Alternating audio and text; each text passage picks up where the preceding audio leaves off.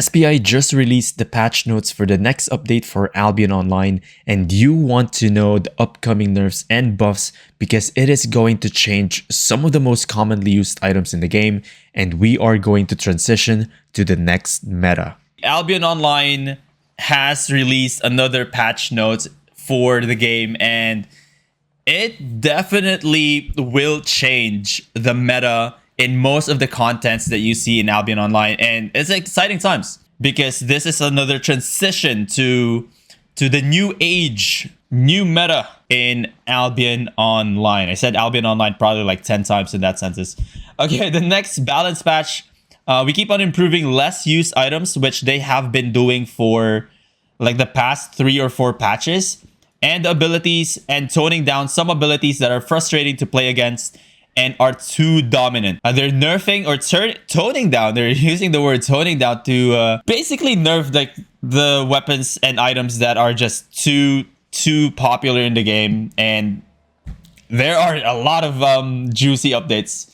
And also they have some quality of life updates. Obviously, these are the patch notes. And if you're watching on YouTube, check the link in the description. I'm going to link all of this so that you can read it for yourself as well.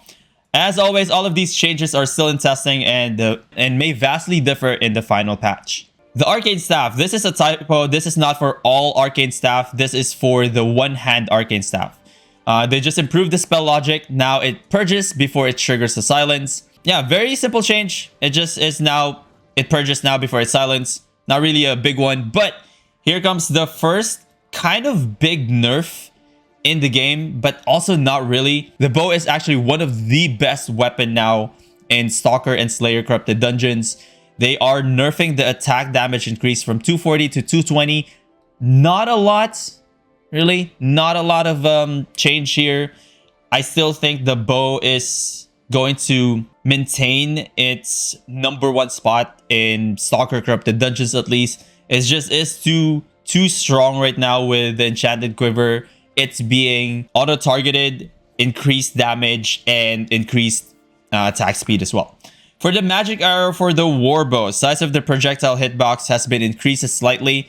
This is kind of confusing to me because there are definitely a lot of times where I've seen the magic arrow on the warbow not hit my character, but still deal damage. So they are further increasing the hitbox of the warbow, which I think has already been really too big in the first place. But hey, they're slightly increasing it. So a slight buff to the warbow, a slight nerf to the normal bow. Moving on to the crossbows, the explosive bolt. The stand time for all the crossbows now for the explosive bolt is changed from 0.3 to 0.2, and the projectile speed from 30 meters per second to 40 meters per second. This is actually a very significant buff, in my opinion, to a point where I'm now thinking a crossbow, maybe like a light crossbow, can be used in the mist effectively because of lesser stand time, faster projectile speed, and since they actually buffed the caltrops a few patches ago, which increases your movement speed as well, I'm thinking light crossbows can find their way into the mist and more effectively, probably into the meta, maybe lower tier meta mist. But I'm very interested in this. They did not change the damage. They just made it so that you can be more accurate with your Q ability. I think this is pretty significant. I am excited to test out a light crossbow build in the mist. And in Stalker Corrupted Dungeons, this is definitely going to have a slight change. I wouldn't say it will be part of like the top 10, but it may creep into like top maybe 15. Vicious Barrage for the siege bow. Instead of percentage damage based on max health, now it deals percentage damage based off of the current health per tick. So this is quite it is kind of a nerf, but at the same time, siege bows are used for big ZVZ engages anyway, so slight nerf, but still very usable in ZVZ situations. The Battle Howl for the Heavy Mace, one of the most popular weapons or items in Crystal Arena, non-lethal and lethal, is the Heavy Mace. Heavy Mace now has a longer cooldown from 15 seconds to 80 seconds, similar to how the one-hand arcane E now works. It now purges before it silences. That's very important to note. Iron Will, for the swords, they're going to increase the energy cost from 9 to 10%. Pretty significant nerf, I would say. I don't know if it's like 9% to 10%, but I'm pretty sure it's just 9 cost to 10%. Let's look at the sword fighter. Iron Will. All right. Iron Will. Energy cost is, well, and this one is 36. So it is from 9 base to 10%. That is very interesting. I don't know a lot of players using Iron Will as their main W skill for swords and for what content. It is very good because it gives you anti-purge. Yeah, it gives you immunity to purges while the Iron Will is active, gives you 10% buff and 25% defense plus a heroic charge, I believe. Yeah, plus a heroic charge, but 20 seconds cooldown. So I'm interested why they nerfed it quite a bit. 10% energy cost is a big jump from just base 9. That's a very interesting change. I wonder why they made this. Yeah, as Windex saying in the comments, not a lot of players are using Iron Will as their main W skill, but they nerfed it. They also decreased the cooldown on Parry Strike. Parry Strike is actually one of the most underrated skills in a sword. Parry Strike, if you don't know, is the one where it blocks all of your enemies' damage for 0.8 seconds. You're immune to all damages for 0.8 seconds. And not only that, it reflects 100% of that as magical damage. Plus, at the end of that 0.8 second channel, if your enemy is within the within 5 meter radius, it deals more damage. It does cost 9% of your energy, but at the same time, this is like one of the best against fire staffs and against curse as well because you just block their E. It's pretty good. You don't reflect the E of a curse staff, but you negate the damages. The quarter staff is also getting, well, a little bit of a nerf and buff at the same time. It no longer can slow the enemies within that circle, but it breaks any shields every time it deals damage.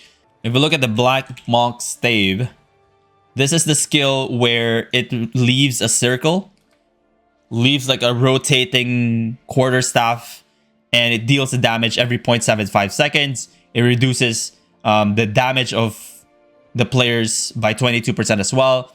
Rarely used in the game, especially in solo, it's rarely used. It doesn't slow the enemies now, but it does take off the shield every 0.75 seconds. So a little bit of a nerf, a little bit of a buff at the same time. All right, for the spears are also getting some love. Impaler now has reduced hit delay. That's another typo. It's not 4 seconds. This is 0.4 seconds to 0.3 seconds. And the stand time is now 0.8 to 0.65. Impaler is probably one of the most popular W abilities for spears, especially in open worlds. Now they're getting a little bit of a buff, just a little bit. The spear throw on the Heron Spear, they changed the projectile hitbox to make it less likely to hit players behind the caster. So yeah, this is just a little bit of code rework so that when the spear user or Heron Spear user uses his E ability, it doesn't really, malfunctions. All right, the biggest change, in my opinion, is for the helmets and for the jacket as well, but we'll talk about that a little bit later. The helmets are getting huge nerfs and buffs, in my opinion. The block on the soldier helmet now has the channel duration increased from 1.75 to 2.5 seconds.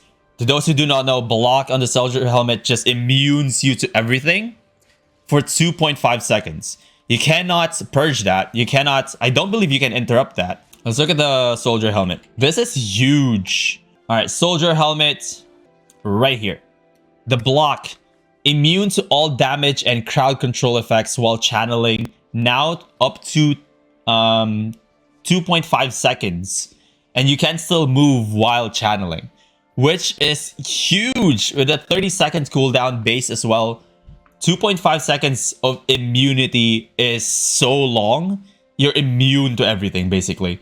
And I won't be surprised if a lot of players choose to use the soldier helmet over other helmets, because this is a pretty huge buff. For the Judicator helmet, they fixed a bug where it would trigger higher diminishing returns than intended. Just a little rework, not really that important. This is by far the biggest nerf in this patch notes. Retaliate on the Hunter Hood. It's been one of the most popular, or probably the most popular helmet in 1v1, 2v2, and even like in open world it can be used, but obviously it's not that effective. But the Hunter Hood has been nerfed for 2 patches. The previous patch, they nerfed it from 100% to 85% reflect. Now they are nerfing the buff duration from 4 seconds to 3 seconds. Now a lot of players may think, oh, it's just a 1 second nerf. What are you talking about? This is not a big nerf. If you look at it as just 1 second nerf, yes, you may say it's not a big nerf, but this is a 25% reduction in the buff duration, which is pretty significant considering that Hunter Hoods, I believe, has like a 40 second base cooldown. This is pretty huge. This is pretty huge. Expect to not see Hunter Hoods in most of the solo contents and duo contents in the game. It is now time to drop the Hunter Hoods. Look for a better helmet out there, because Hunter Hoods are getting nerfed. Alright, also for the stone skin, they are sort of reworking this. The buff duration for all of the helmets now is reduced from 7 seconds to 4 seconds, but they're also decreasing the cooldown from 45 seconds to 30 seconds. So yeah, gives you more defense every 30 seconds for 4 seconds. But this is a huge one. The retaliate on the Hunter Hood getting reduced from 4 seconds to 3 seconds. That is really huge, and it's time to drop those Hunter Hoods, boys. For the armors, we're not yet done. The armors, the lifesteal aura on the Hellion jacket now only steals 50% of the damage dealt to mobs. So this is one of the more popular jacket options in the game for the Mist, because they can just be low in health, use their jacket, run through mobs, and just be full health almost instantaneously. Now they can no longer do that as effectively, because only 50% of the damage dealt to mobs will be added to the lifesteal. Although lifestealing from other players still is unchanged. So they're just combating the playstyle where players would go through mob caps and just heal 100% because there are just way too many mobs in there. All right, Duskweaver shoes. These are like small changes, but also at the same time will have quite significant effects on how we build our builds in the game. The crush charge from the Duskweaver boots, the cooldown is now from 20 seconds to 25 seconds. This is mostly used in Crystal Arenas. So if you're not playing Crystal Arenas, you're not really going to use Duskweaver boots anyways. But hey, that's worth noting, 20 seconds to 25 seconds. The energetic sprints on all cloth sandals. If you look at most of the builds for the Mist, most of the time they use energetic, especially with like Death Givers, daggers, and all that. They use energetic sprint, and the energetic sprints on all cloth sandals are getting a little bit of a nerf. Not a lot, just a little bit. But I think this should stay in the meta. I don't think there's other options out there that could be used in the current builds in the Mist that utilizes the energetic sprint in cloth sandals anyways. The dodge on all boots. This, to me, is pretty significant. 20 seconds now instead of 25 seconds. Dodge is the ability, if you don't know, on any boots at all, you have the ability dodge. It's the first ability. This is mostly used against one-shots in 2v2 Helgate sometimes if you're not using mercenary shoes, but it's mostly used against one-hand curse E because you can easily block all of their damage and also get 40% buff for 4 seconds for the movement speed. But this is a pretty huge nerf. I'm excited to see how this works because getting it down to 20 seconds without cooldown, and also the one-hand curse E has a 15-second cooldown, so it's not yet there. You cannot dodge all of the E's, but with some cooldown management, I think it's pretty huge against one-hand curse. Or maybe even against, yeah, this is mostly against one-hand curse. Rejuvenating Sprint on all plate boots. This has been the go-to for Stalker, Slayer, and even in the Mist. If you need mobility, a little bit of mobility, you also get some heals. They are nerfing it quite a bit, actually. Quite a bit, from 18 base to 14.4 base. And now it totals from 72 to 57.6. Although those are base stats. It's going to be interesting because what would be another option outside of like plate boots for most of the builds in Stalker Corrupted Dungeons and even Slayer Corrupted Dungeons? Yeah, you can go demon boots, but no more heals. You get that damage. But this is interesting. The most common combo in all of the Stalker Corrupted Dungeon builds that I've seen is Retaliate on Hunter Hood and Rejuvenating Sprint on plate boots. That's like the most common combo. If you look at the builds on Murder Ledger, you're just going to see like, oh, Hunter Hood, plate boots. Hunter Hood, plate boots. Different weapons, Hunter Hood, plate boots. They're nerfing it, not quite to the ground, but it is quite significant how they're changing the meta, especially in Stalker Corrupted Dungeons and in the Mist as well. This is very, very interesting. Very, very interesting to see how everything is going to change, because it's going to be a very significant change. Once this patch actually is live and they maintain all of these changes, you are going to see a different builds, significantly different builds in some of the favorite contents that you have been enjoying in the past. Okay, so there's some miscellaneous as well. On spell change, now the cooldown is changed from 10 seconds to 5 seconds. This is just in line with the other change that they applied last patch, where when you change items, the cooldown spells will be 5 seconds. So they're just making it so that it is aligned with that. Now, this is something that I don't understand. I read this when I saw this patch notes multiple times, but I still don't understand this. And hopefully you guys can probably help me out in the comment section, both on YouTube and on Twitch. It says adjusted the minimum duration of a toggle before it can be cancelled from 0.5 to 0.75. Adjusted the minimum duration of a channel before it can be cancelled from 0.3 to 0.75. I don't know what that means. Not gonna lie. I have no clue. You know when you double tap the E twice on the Blight Staff and it cancels. Ah, okay.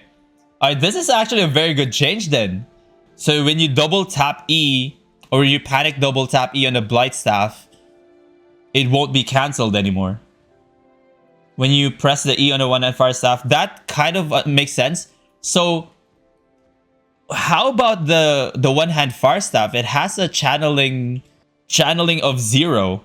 But it has a 0-second cast time or channel time, and it maxes out at 1.2.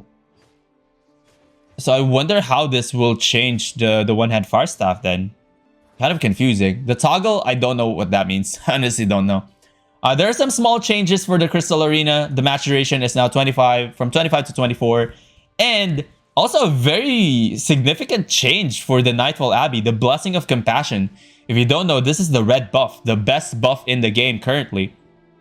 One stack heals from 14 to 10 now. Heal over time is 7 to 5, so they're nerfing it a little bit. Actually quite significant. And the scaling per stack, instant heal is not changed, but the heal over time is from 0.5 to 0.25. So it's no longer, it's still the best, I would say. It's still the best option out there for the buff if you can get a buff. if you're gonna get a red buff, you always want to get a red buff, but it's now slightly nerfed. That is it. That is it for the patch notes for patch number 11. Patch number 11 for this version of the game. I want to know what your opinions are. If you're watching on YouTube, leave them in the comment section. If you're watching on Twitch live, also let me know what are the changes that you are most excited about. What are the changes that you are most afraid because you're going to have to change your build. To me, it's definitely the Hunter Hood. The Hunter Hood has always been like my go-to helmet ever since they made it like 100% reflect. Now I'm thinking maybe the Guardian helmet is going to be a pretty good option instead of the Retaliate on Hunter Hood, but we shall see. We shall see.